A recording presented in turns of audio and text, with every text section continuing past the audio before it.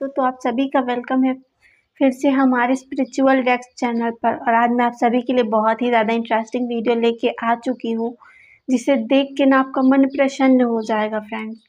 तो आज हम कोहिस्तानी चैनल से एक वीडियो पे रिएक्शन देने जा रहे हैं गाइस, और उस वीडियो का टाइटल है सद्दाम हुसैन। तो चलिए हम इस वीडियो को देखते हैं कि सद्दाम हुसैन कौन है, हीरो हैं या जालिम है या फिर कोई और है। हमें भी नहीं पता गाइस। चलिए हम इस वीडियो के ज़रिए जानेंगे ये कौन है। तो चलिए अब बिना देरी के हम वीडियो का स्टार्ट करते हैं गाइस। इसके बाद में हम सब बहुत ही ज़्यादा बातें करेंगे। तो चलिए अब वीडियो देखते हैं friends. Saddam Hussein. Saddam Hussein was a bad guy. Disarming Saddam Hussein now. एक यतीम बच्चा और आगे जाकर दुनिया के सबसे बड़े लीडर्स में से एक,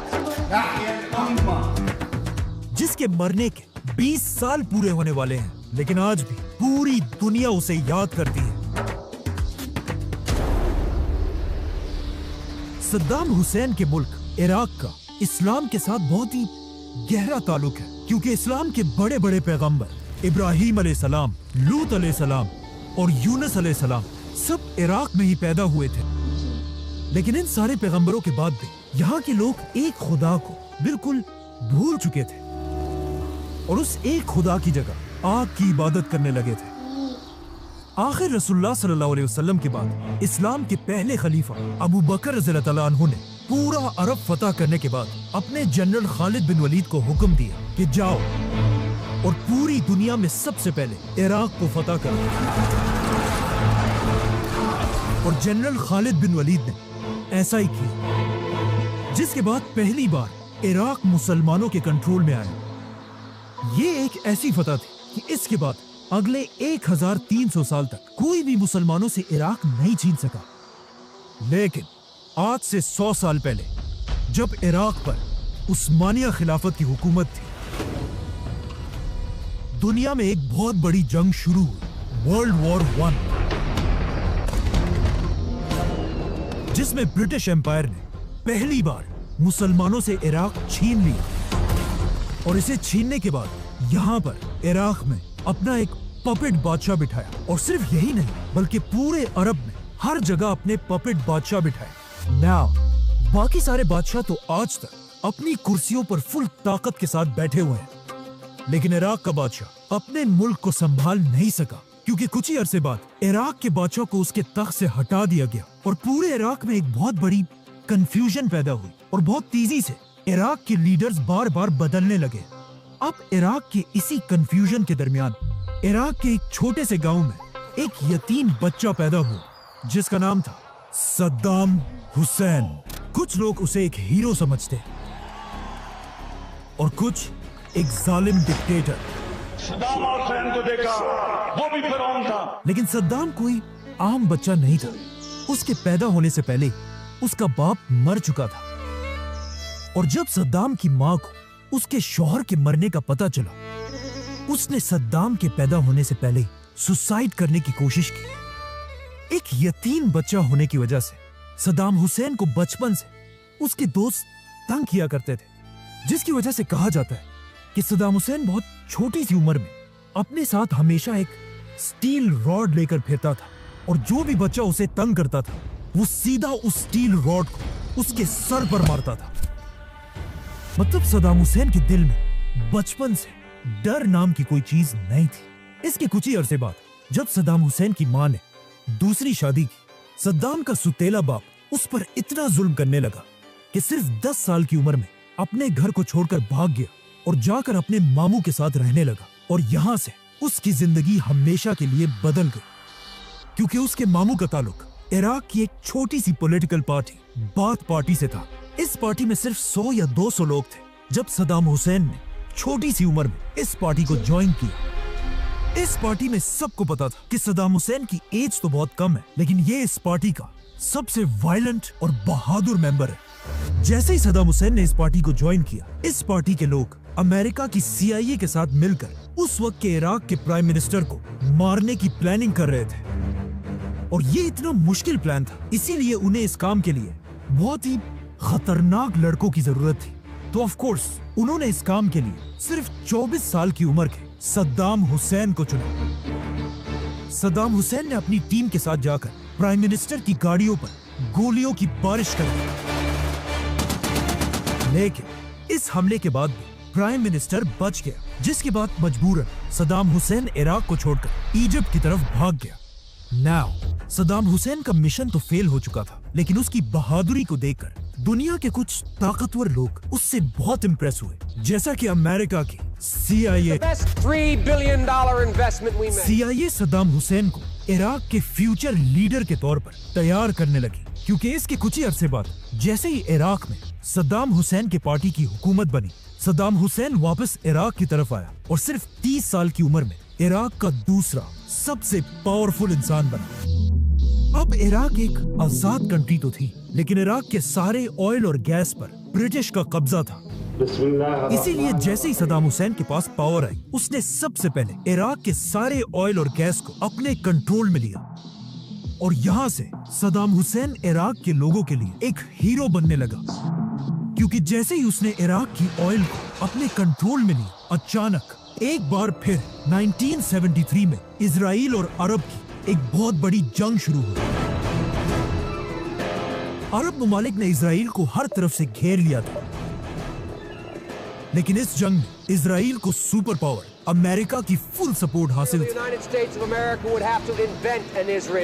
और इसी अमेरिका की सपोर्ट की वजह से इजराइल ने आसानी से बड़े बड़े अरब ममालिक को हरा दिया। ये देखकर सऊदी अरब के बादशाह किंग फैसल को अमेरिका पर बहुत गुस्सा आया, और उसने अमेरिका को सबक सिखाने के लिए सारे अरब कंट्रीज को जमा किया, और सब ने मिलकर ये फैसला किया कि हम आज के बाद इजराइल के दोस्तों मतलब अमेरिका को अरब का ऑयल नहीं बेचेंगे। और ये अमेरिका के लिए एक बहुत बड़ा धचका था, क्योंकि उस जमाने में अमेरिका अपना 80% तेल अरब ममालिक से खरीदता था। तो जैसे ही किंग फैसल ने अमेरिका पर यह पाबंदी लगाई, पूरी दुनिया में ऑयल की प्राइस डबल नहीं, ट्रिपल नहीं, बल्कि 4 गुना बढ़ गई। मतलब एक बैरल ऑयल की कीमत $3 से $12 बन गई। अब ये सब तो अमेरिका को कमजोर करने के लिए था, लेकिन इसका सबसे बड़ा फायदा इराक के यंग लीडर सद्दाम हुसैन ने उठाया। सद्दाम हुसैन ने ऑयल की इन नई प्राइसेस को यूज करके इराक को एक मॉडर्न कंट्री बनाया, इराक के हर गांव तक बिजली पहुंचाई, इराक के लोगों के लिए फ्री स्कूल्स और हॉस्पिटल्स बनाए। इन शॉर्ट सद्दाम हुसैन ने इराक को इतना मजबूत किया कि इराक का एक दिनार $3 के बराबर था। और इस सब के साथ साथ सद्दाम हुसैन ने इराक की पूरी आर्मी को अपने कंट्रोल में लिया। लेकिन ये सारी बातें तो एक तरफ, यहाँ से सद्दाम हुसैन को अपनी जिंदगी की सबसे बड़ी इंस्पिरेशन मिली। अमेरिका में हॉलीवुड की एक फिल्म रिलीज हुई, द गॉडफादर, जो एक माफिया डॉन कॉर्लियोन फैमिली की कहानी है। कहा जाता है कि सद्दाम हुसैन को ये फिल्म इतनी पसंद है कि उसने अपनी पर्सनैलिटी बिल्कुल बदल दी और इस फिल्म की हर चीज को कॉपी करने लगा। मतलब जैसे कपड़े गॉडफादर का हीरो पहनता था, वही कपड़े सद्दाम हुसैन भी पहनने लगा। जैसी टोपी वो पहनता था, सद्दाम भी वही टोपी पहनने लगा। और सबसे इम्पोर्टेंट, दोनों बिल्कुल एक ही स्टाइल में सिगार पिया करते थे। इन शॉर्ट, इन सारी चीजों की वजह से अब सद्दाम हुसैन इराक का सबसे ताकतवर इंसान बन चुका था, इवन इराक के प्रेसिडेंट से भी ज्यादा। तो ऑफ कोर्स सद्दाम हुसैन ने इराक के प्रेसिडेंट को हुक्म दिया कि तुम अब बूढ़े हो चुके हो, तुमसे ना हो पाएगा, चुपचाप रिजाइन करो और सीधा अपने घर जाओ। नाउ जैसे ही सद्दाम हुसैन प्रेसिडेंट बना, पूरी दुनिया ने देखा कि बहुत अरसे बाद बिल्कुल हिटलर की तरह एक नया लीडर सामने आ चुका है। क्योंकि प्रेसिडेंट बनने के सिर्फ 6 दिन बाद सद्दाम हुसैन ने अपने सारे पार्टी मेंबर्स की एक मीटिंग बुलाई और सबको अपने सामने बिठाकर कहा कि मुझे इराक के तख्त से हटाने की एक बहुत बड़ी साजिश की गई है, और जिन लोगों ने ये साजिश की है वो सब इस वक्त इस कमरे में मौजूद है। ये सुनकर नीचे बैठे सारे लोगों को सांसें बिल्कुल बंद हो गई, लेकिन सद्दाम हुसैन ने बिल्कुल आराम से सबसे पहले अपना सिगार लगाया और फिर हर उस शख्स का नाम लेने लगा जो इस साजिश में शामिल था। ताहिर अहमद अमीन, इस्माइल इब्राहिम नज्जार, सद्दाम हुसैन ने यह हुक्म दिया था कि मैं जिसका भी नाम लूं वो चुपचाप उठकर हॉल से बाहर निकल जाए। कुछ लोग आराम से बाहर चले गए और कुछ को जबरदस्ती निकाला गया। इस तरह सद्दाम हुसैन ने टोटल 68 लोगों के नाम लिए, जिनमें से कुछ को तो जेल में डाल दिया और बाकियों को गोलियां मार दी गई। जो लोग हॉल में बच गए वो जोर जोर से सद्दाम हुसैन के नाम के नारे लगाने लगे और इस तरह सद्दाम हुसैन ने अपनी खौफ से भरी बादशाहत शुरू की। मतलब इस वक्त सद्दाम हुसैन अपनी ताकत की पीक पर था, लेकिन यहाँ पर उसने अपनी जिंदगी की पहली बड़ी गलती की। सद्दाम ने ईरान के सुप्रीम लीडर आयतुल्लाह खुमैनी पर हमला कर दिया। 1979 में जब सद्दाम हुसैन इराक का लीडर बना, वहाँ at the same time Iran में भी एक नई हुकूमत बनी, आयतुल्लाह खुमैनी। इमाम खुमैनी का इनकलाब इतना बड़ा था कि पूरी दुनिया उनसे डरने लगी थी। Iran will never have a nuclear weapon. Khomeini ने ईरान के एक बहुत ही ताकतवर बादशाह को उसके तख्त से हटा दिया था और अब इमाम खुमैनी बाकी अरब मुमालिक के लोगों को भी इंस्पायर कर रहे थे कि वो भी उठे और अपने बादशाहों के खिलाफ बगावत कर दे। इसीलिए सारे अरब बादशाह ईरान के इमाम खुमैनी से नफरत करने लगे थे। और सिर्फ अरब कंट्रीज नहीं, इमाम खुमैनी बार बार अपने स्पीचेस में सुपर पावर अमेरिका और उसके दोस्त इजराइल को धमकियां दे रहे थे। लेकिन फिर भी सबसे ज्यादा और सबसे बड़ा खतरा इमाम खुमैनी से एक ही शख्स को था, सद्दाम हुसैन। क्योंकि सद्दाम हुसैन इराक का एक सुन्नी प्रेसिडेंट था और इराक की ज्यादातर अवाम शिया थी, जो अपना असल लीडर सद्दाम हुसैन को नहीं बल्कि इमाम खुमैनी को मानते थे। और इस बात का सद्दाम हुसैन को बहुत अच्छी तरह पता था। यहाँ तक कि एक बार सद्दाम हुसैन ने ईरान के आयतुल्लाह खुमैनी को दज्जाल भी कहा। इसीलिए प्रेसिडेंट बनने के सिर्फ एक साल बाद सद्दाम हुसैन ने सुपर पावर अमेरिका और अरब बादशाहों की फुल सपोर्ट के साथ ईरान में आयतुल्लाह खुमैनी की हुकूमत पर हमला कर दिया और बहुत तेजी से ईरान से ये सारा इलाका फतह कर लिया, जिसकी वजह से दोनों साइड से हजारों मुसलमान मरने लगे। नाउ एक तरफ पूरी दुनिया के सपोर्ट के साथ सद्दाम हुसैन था और दूसरी तरफ अकेला इमाम खुमैनी। लेकिन फिर भी सद्दाम हुसैन ईरान का कुछ नहीं बिगाड़ सका और जंग के कुछ ही अरसे बाद सद्दाम हुसैन ने खुमैनी के साथ सीज फायर करने की कोशिश की, लेकिन इस बार इमाम खुमैनी ने ये जंग बंद करने से इनकार कर दिया, क्योंकि इस जंग से एक बहुत लंबे अरसे के बाद पूरी ईरानी कौम एक ही लीडर इमाम खुमैनी के पीछे यूनाइट हो चुकी थी। जिसके बाद इमाम खुमैनी ने ऐलान किया कि अब ये जंग सिर्फ तभी खत्म होगी जब इराक के प्रेसिडेंट सद्दाम हुसैन को उसके तख्त से हटा दिया जाएगा। और ये ऐलान करते ही ईरान ने सद्दाम हुसैन पर हमला कर दिया और ये सारा इलाका फतह करने के बाद ईरान की फौज पहली बार इराक के अंदर घुस गई। अब तक इराक अपना सारा पैसा ऑयल बेचकर कमाता था, इसीलिए खुमैनी ने इराक के ऑयल बेचने के सारे रास्ते बंद कर दिए, जिसके बाद इराक की पूरी फौज हर तरफ से पीछे हटने लगी। अब फाइनली सद्दाम हुसैन डरने लगा था, क्योंकि उसकी हुकूमत के पास पैसे बिल्कुल खत्म होने वाले थे। तो सद्दाम हुसैन मजबूरन हर किसी से, अमेरिका, सऊदी, कुवैत, सबसे कर्जे लेने लगा। मतलब अब सद्दाम हुसैन के हालात इतने खराब हो चुके थे कि एक दिन एक बहुत ही इंपॉर्टेंट मीटिंग में इराक के हेल्थ मिनिस्टर ने अपने प्रेसिडेंट सद्दाम हुसैन से कहा कि मिस्टर प्रेसिडेंट, मेरा ख्याल है अब हमें इमाम खुमैनी की बात मान लेनी चाहिए और आपको इराक के तख्त से रिजाइन कर देना चाहिए। ये सुनकर सद्दाम हुसैन उसे गौर से देखने लगा और वहां बाकी सारे मिनिस्टर से पूछा कि क्या कोई और भी इस मिनिस्टर की बात से एग्री करता है। तो ऑफ कोर्स सद्दाम के खौफ की वजह से किसी ने भी अपना हाथ नहीं उठाया। जिसके बाद सद्दाम हुसैन अपने इस मिनिस्टर को घसीटकर साथ वाले कमरे में लेकर गया और वहां अपने हाथों से इसके सर पर गोली मार दी। इसके बाद सद्दाम हुसैन गुस्से से बिल्कुल पागल हो चुका था, यहां तक कि उसने अपने ही कंट्री के बागी लोगों पर केमिकल वेपन से हमला किया।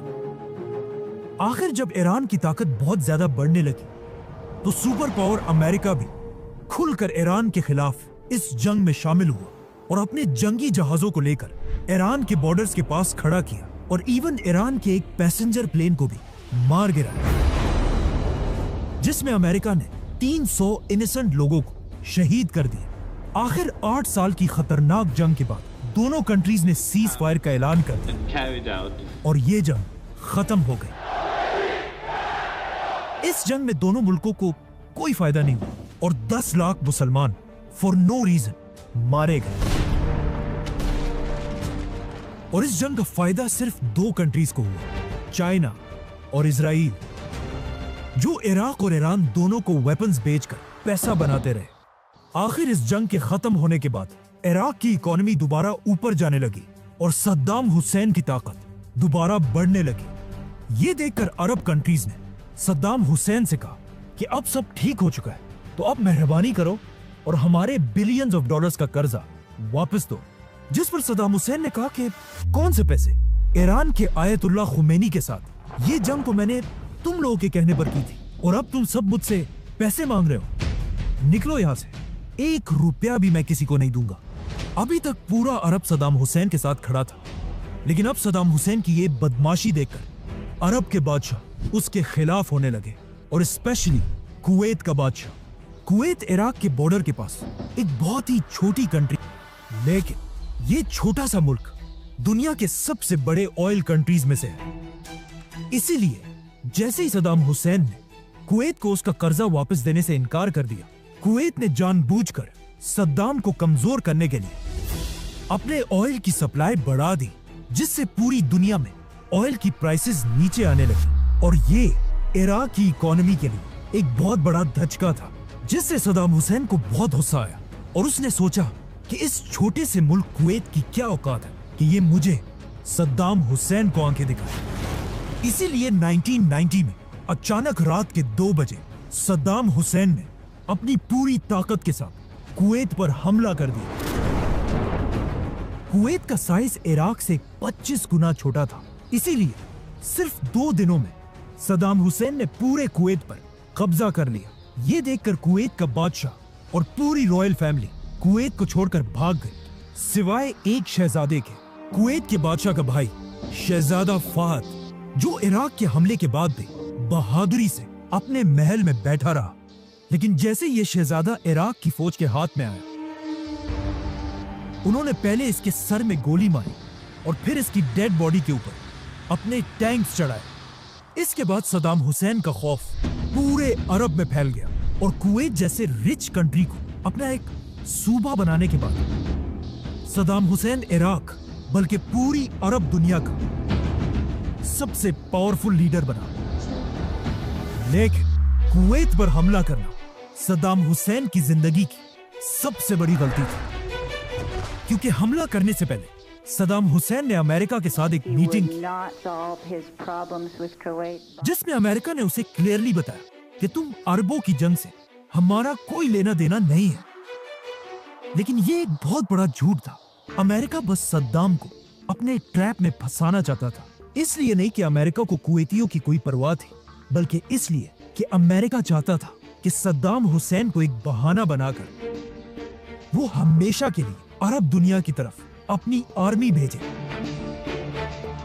और वहां पर अपने बेसेस बनाए। और बिल्कुल ऐसा ही हुआ। अमेरिका बहुत ही चालाकी से बाकी अरब कंट्रीज को सद्दाम हुसैन की ताकत से डराने लगा और इवन अमेरिका ने सऊदी बादशाह को इराक के फेक टैंकों की तस्वीरें भी दिखाई कि अगर सद्दाम को ना रोका गया तो उसका नेक्स्ट टारगेट सऊदी अरब होगा। तो अब अगर सद्दाम हुसैन से अपनी जान छुड़ानी है तो हमें अमेरिका की फौज को सऊदी अरब के अंदर बेसिस देने ही होंगे। जिसके बाद ऑफ कोर्स सऊदी बादशाह ने अमेरिका को बेसिस दे दिए, लेकिन सऊदी अरब की आवाम इस सब से बिल्कुल भी खुश नहीं थी, स्पेशली एक सऊदी उसामा बिन लादेन। लेकिन अब अमेरिका सीधा सद्दाम हुसैन को धमकियां देने लगा कि अगर तुम कुवैत से पीछे नहीं हटे तो हम तुम पर हमला कर देंगे। लेकिन जब सद्दाम पीछे नहीं हटा तो अमेरिका ने अरब में अपने नए बेसिस से सद्दाम हुसैन की फौज पर हमला कर दिया और सिर्फ 1 महीने में पूरे कुवैत को दोबारा आजाद कर दिया। लेकिन कुवैत से भागते भागते सद्दाम ने एक काम ऐसा किया जिसकी वजह से आज तक दुनिया में बहुत सारे लोग उसे एक हीरो समझते हैं। जैसे ही अमेरिका ने इराक पर हमला किया, सद्दाम हुसैन को पता था कि वो अमेरिका का तो कुछ नहीं बिगाड़ सकता, इसीलिए उसने पहली बार अपने मिसाइल्स का रुख अमेरिका के दोस्त इजराइल की तरफ किया। Iraqi troops were to enter, we would act. और इजराइल के कैपिटल पर 40 मिसाइल से हमला कर दिया। इजराइल पर इस हमले के बाद अमेरिका, सऊदी और इजराइल सबको समझ आ गई कि अब सद्दाम हुसैन को हटाने का वक्त आ चुका है। तो अब जब पूरी दुनिया सद्दाम हुसैन के खिलाफ हो चुकी थी, तो सद्दाम हुसैन ने भी ये देखकर अपने आप को बिल्कुल बदल दिया। मतलब अब तक जो सद्दाम बिल्कुल एक लिबरल और सेक्युलर आदमी था, अब अपनी हर स्पीच में और हर जगह जाकर इस्लाम और मुसलमानों के हक की आवाज उठाने लगा। सद्दाम हुसैन ने इराक के हर स्कूल में कुरान पढ़ने को एक लाजमी सब्जेक्ट बनाया। वो सद्दाम हुसैन जो अब तक खुद भी शराब पीता था और बाकियों को भी पिलाता था, उसने पूरे इराक में शराब पीने पर पाबंदी लगा दी। पहली बार इराक के झंडे पर अल्लाह अकबर लिखवाया गया और इवन सद्दाम हुसैन ने अपने जिस्म से कई लीटर खून निकालकर अपने ही खून से कुरान लिखवाने का हुक्म दिया। और ये सब सद्दाम हुसैन सिर्फ इसलिए कर रहा था ताकि अब उसकी आवाम अल्लाह और इस्लाम के नाम पर उसे सुपर पावर अमेरिका से बचा सके। लेकिन अब ऐसा करना इम्पॉसिबल था, क्योंकि अमेरिका ने सद्दाम हुसैन की हुकूमत पर इतनी पाबंदियां लगाई थी कि वो एक कतरा भी तेल का किसी को नहीं बेच सकता था, जिससे उसकी इकोनॉमी बिल्कुल तबाह हो चुकी थी। यहाँ तक कि सद्दाम की हुकूमत में इराक के लोग खाने पीने की चीजों को भी तरसने लगे थे। और ये अमेरिका की पुरानी आदत है। अमेरिका के सैंक्शंस ऐसे ही होते हैं जिस तरह एक शेर अपने शिकार को खाने से पहले उसकी गर्दन को अपने दांतों में दबोचकर उसके मरने का इंतजार करता रहता है ताकि फिर उसे आराम से खा सके। आखिर अमेरिका के सैंक्शंस के बाद इराक के हालात इतने खराब हो गए कि यहाँ पर सद्दाम हुसैन को उसकी जिंदगी का सबसे बड़ा धचका मिला।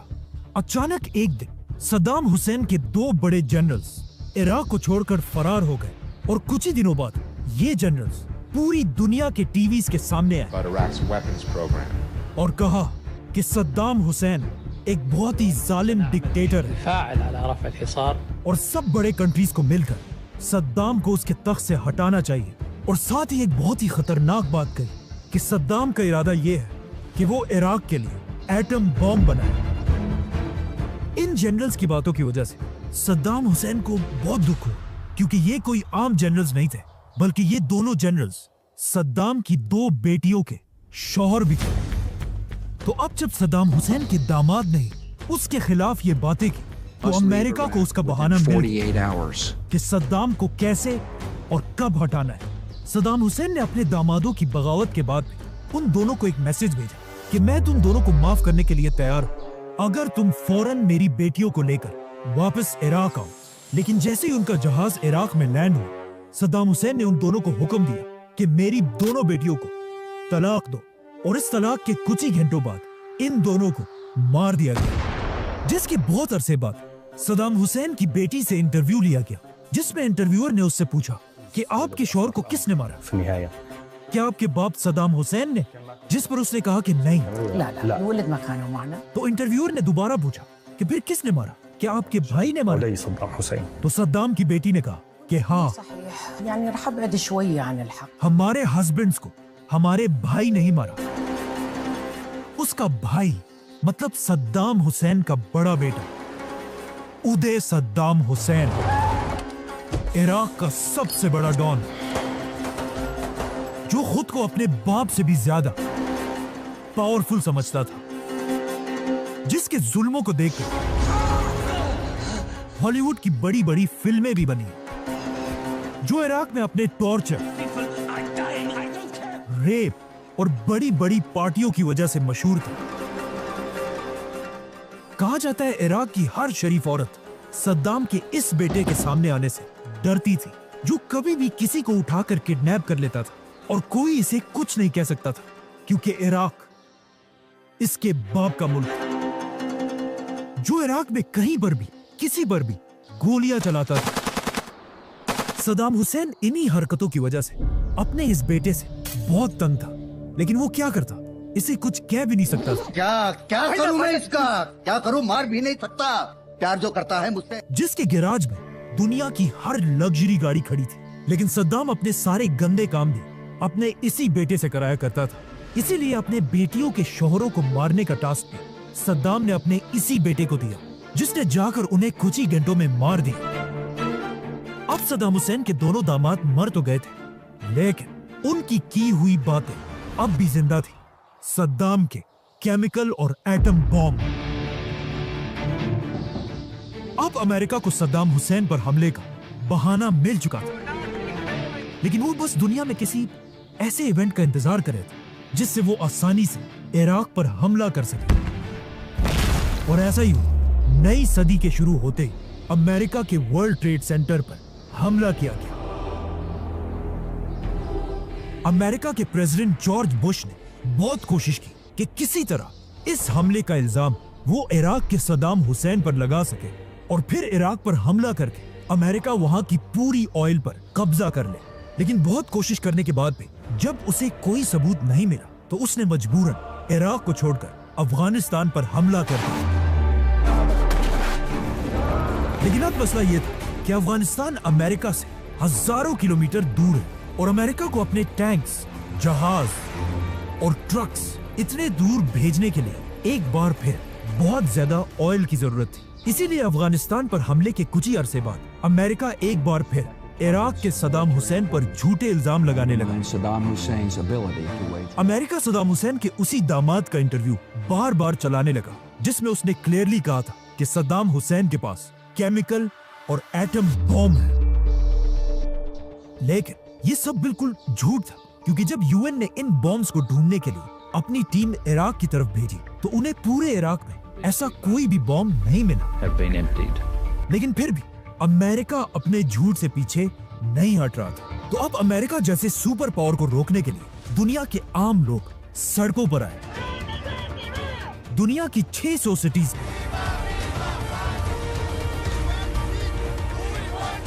3 करोड़ लोगों ने मिलकर इराक पर हमले के खिलाफ प्रोटेस्ट किए, जो आज तक दुनिया की तारीख का सबसे बड़ा प्रोटेस्ट है।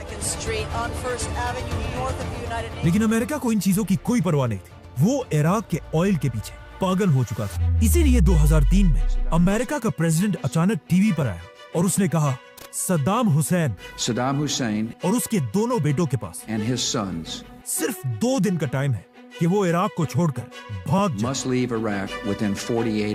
वरना अमेरिका उन पर ऐसा हमला करेगा जिसे पूरी दुनिया याद रखेगी।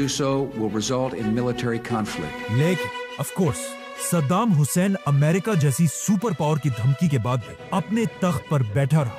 सद्दाम हुसैन और उसके बेटे इराक को छोड़कर कहीं नहीं गए। तो अब अमेरिका के पास और कोई ऑप्शन नहीं था। अमेरिका ने अपनी फुल ताकत के साथ इराक पर हमला कर दिया। अमेरिका और उसके साथियों ने मिलकर इराक पर हजारों बॉम्ब्स गिराए। अब तक सद्दाम इतना कमजोर हो चुका था कि अमेरिका ने सिर्फ 1 महीने में पूरे इराक पर कब्जा कर लिया। ये देखकर ऑफ कोर्स सद्दाम हुसैन और उसके दोनों बेटे अमेरिका की फौज से भागकर अलग अलग जगहों पर छुप गए, जिसके बाद अमेरिका की फौज हर तरफ इन बाप बेटों को ढूंढने लगी और पूरे इराक में ऐलान किया कि सद्दाम के बेटों की सर की कीमत $15 मिलियन है और बाप के सर की कीमत $25 मिलियन। अब सद्दाम हुसैन को ढूंढना तो बहुत मुश्किल था, लेकिन उसके दोनों बेटे एक साथ अपने एक बहुत ही करीबी दोस्त के घर छुप कर बैठे थे, जहाँ कहा जाता है कि ये दोनों भाई कई दिन तक सारा दिन वीडियो गेम्स खेला करते थे। लेकिन जैसे ही अमेरिका ने इन दोनों की सर की कीमत $15 मिलियन रखी, इनका ट्रस्टेड दोस्त भी इन पैसों के लालच में आया और अपनी दोस्ती को भूल गया।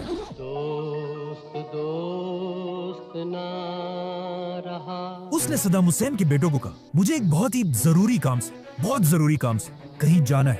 ये दोस्त सीधा अमेरिका की CIA के पास गया और उन्हें कहा कि मेरे पास सद्दाम के दोनों बेटे हैं। ये सुनते ही अमेरिका ने उसे $30 मिलियन का इनाम दिया, जो आज 13 अरब रुपए बनते हैं, मतलब 1300 करोड़ रुपए। अमेरिका ने ये सारे पैसे उस दोस्त को दिए और जाकर सद्दाम के दोनों बेटों के घर को हर तरफ से घेर लिया लेकिन सरेंडर करने के बजाय सद्दाम के दोनों बेटों ने अमेरिका की फौज पर क्लाशनकोफ और रॉकेट लॉन्चर से हमला कर दिया। आखिर 3 घंटों की सख्त लड़ाई के बाद अमेरिका ने इन दोनों भाइयों को मिसाइल से उड़ा दिया। जैसे ही अमेरिका की फौज घर के अंदर गई, उन्होंने देखा कि सद्दाम के दोनों बेटे जमीन पर मरे हुए पड़े, लेकिन अब भी घर के अंदर से कोई उन पर फायरिंग कर रहा है।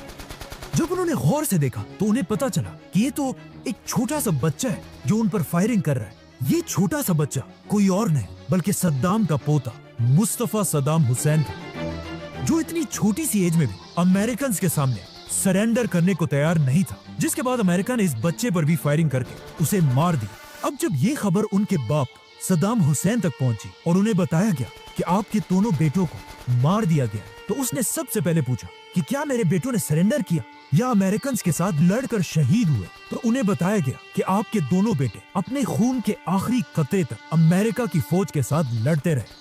ये सुनते ही सद्दाम हुसैन ने कहा कि या अल्लाह, आपका बहुत शुक्र है कि आपने मुझे ऐसे बहादुर बेटे दिए। जिसके बाद सद्दाम हुसैन ने रेडियो पर आकर एक स्पीच की और कहा कि मेरे दोनों बेटों को शहीद कर दिया गया, लेकिन अगर मेरे ऐसे ही 100 और बेटे होते, मैं उन सबको अपनी कौम के लिए कुर्बान कर देता।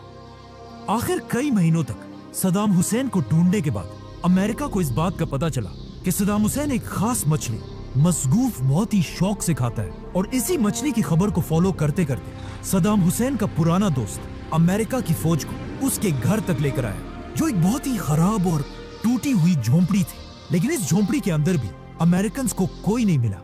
जैसे ही अमेरिका की फौज इसे एक झूठी खबर समझकर वापस जाने वाली थी, उस शख्स ने, सद्दाम के दोस्त ने, अपने पांव से एक रस्सी की तरफ इशारा किया और कहा, इसे खींचो। इस रस्सी का पीछा करते करते अमेरिका की फौज एक जमीन में एक सुरंग तक पहुंची। अमेरिका का एक फौजी जैसे ही इस सुरंग में अपना ग्रेनेड फेंकने वाला था, अचानक उस सुराख के अंदर से एक लंबी दाढ़ी वाला शख्स निकला और कहा, मैं हूं इराक का प्रेसिडेंट सद्दाम हुसैन और मैं सरेंडर करने के लिए तैयार हूं। दुनिया के सबसे महंगे पैलेसेस और लग्जरी गाड़ियों में फिरने वाला सद्दाम अब एक ऐसे सुरंग से पकड़ा गया जिसमें खड़े होने की जगह भी नहीं थी, और उसके अंदर सिर्फ एक लाइट और एक छोटा सा पंखा लगा हुआ था। अमेरिका ने सद्दाम हुसैन को इसके बाद कई अरसे तक अपने कैद में रखा, और आखिर 1 साल बाद सद्दाम हुसैन को पूरी दुनिया के कैमरों के सामने इराक की अदालत में पेश किया गया। दुनिया ये देखकर हैरान रह गई कि अब ये वो पुराना पावरफुल और मगरूर सद्दाम हुसैन नहीं,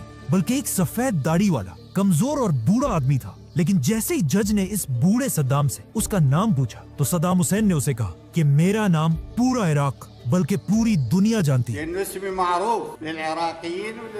मुझे तुम्हें बताने की जरूरत नहीं।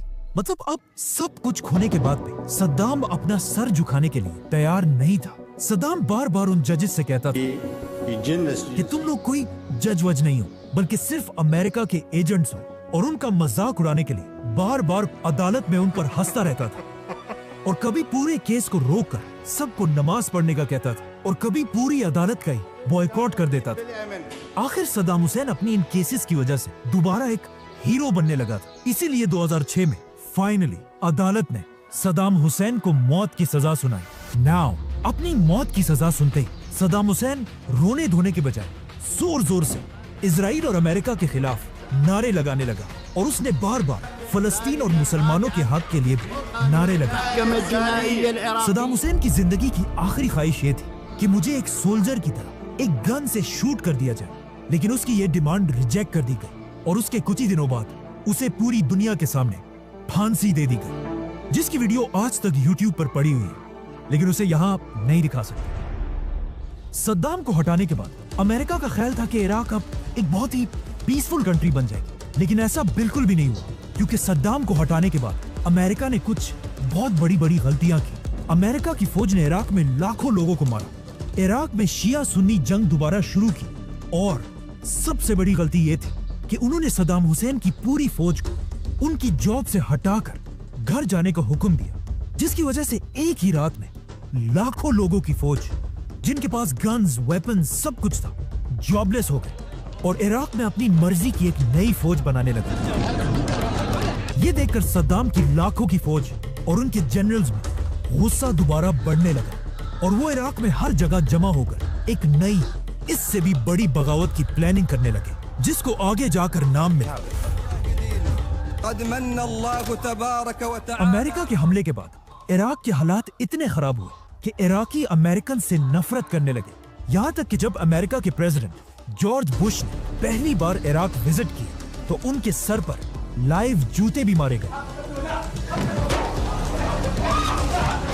इराक पर हमला अमेरिका ने झूठ बोलकर किया था। You killed 1 million people in Iraq. और ये बात आज पूरी दुनिया मानती है। The war in Iraq was a big fat mistake. George Bush made a mistake. Saddam Hussain के फांसी के बाद पूरी दुनिया के अरब लीडर्स की एक बहुत बड़ी मीटिंग हुई जिसमें अरब के सारे बड़े बड़े बादशाह बैठे हुए थे। अचानक अरब का एक बहुत बड़ा लीडर सद्दाम हुसैन की फांसी की तस्वीर लेकर स्टेज पर चढ़ा और अरब के सारे बादशाहों से कहा कि अब भी अगर हमने अमेरिका को नहीं रोका तो मैं कसम खाता हूं कि अमेरिका इसके बाद हम सबको बारी बारी खत्म करेगा। इस लीडर का नाम था मुअम्मर कद्दाफी। और इसकी ये बात बिल्कुल सही थी क्योंकि सद्दाम हुसैन को मारने के बाद अमेरिका का नेक्स्ट टारगेट मुअम्मर कद्दाफी था। सब्सक्राइब। आप सभी ने ये वीडियो देखा, हमें भी काफ़ी अच्छा लगा। बहुत ही ज़्यादा बेहतरीन ये वीडियो था और बहुत कुछ सीखने को मिला इस वीडियो से। तो इस वीडियो के ज़रिए हमने जाना कि सद्दाम हुसैन कौन है। तो वो बहुत ही ज़्यादा पावरफुल लीडर था एक टाइम पे, जो कि इराक में रहता था और वो कभी भी वार करने से पीछे नहीं हटता था, ना वो कभी किसी से डरा। और स्टार्टिंग से स्टोरी भी हम सभी ने देखी जो कि काफ़ी अच्छी लगी। तो जो उनके पापा नहीं थे, उनकी माँ थी, तो उन्होंने दूसरी शादी की हुई थी, तो उनकी माँ को भी परेशान किया गया उनके पिता ने, जो दूसरे पिता थे। तो काफ़ी सारी दिक्कतें आईं, तो वो घर छोड़ के चले गए थे, मामू के यहाँ रहने लगे थे। तो ये सब स्टोरी हम सभी ने देखी इस वीडियो में, जो कि काफ़ी अच्छी थी। और ये भी बताया गया इस वीडियो में कि वो नमाज़ पढ़ने लगे थे बाद में सद्दाम हुसैन, और सद्दाम हुसैन का जो भाई था वो भी पावरफुल था। सभी को कैसी लगी वीडियो कमेंट बॉक्स में ज़रूर बताइएगा गाइस। और अल्लाह पे ईमान लाना चाहिए। तो आप सभी ने देखा कि जब उनके बेटा जो था वो ख़त्म हो गया और दामाद वगैरह थे तो सब ख़त्म हो गए। जब वो बंदूक से मरे थे ना, तो सद्दाम हुसैन ने पूछा कि मुझे इस बात की खुशी है कि वो शहीद हुए हैं। तो काफ़ी अच्छी बात है कि वो ईमान लाया, ऐसा कह सकते हैं गाइस। और वो कुरान भी पढ़ता था, इस्लाम के प्रति उसका लगाव था, जो कि बहुत अच्छी बात है। सो चलिए गाइस, ऐसी वीडियोस मैं आप सभी के लिए लाती रहूँगी। वीडियो अच्छा लगा हो तो आप एक लाइक कमेंट शेयर कर दीजिए फ्रेंड्स, एंड सब्सक्राइब करना बिल्कुल भी ना भूलें। तो चलिए अब हम आप सभी से अलविदा लेते हैं। नेक्स्ट रिएक्शन वीडियो किस टॉपिक पे बनाओ कमेंट बॉक्स में ज़रूर बता दीजिएगा गाइस। तो thanks for watching, bye bye friends.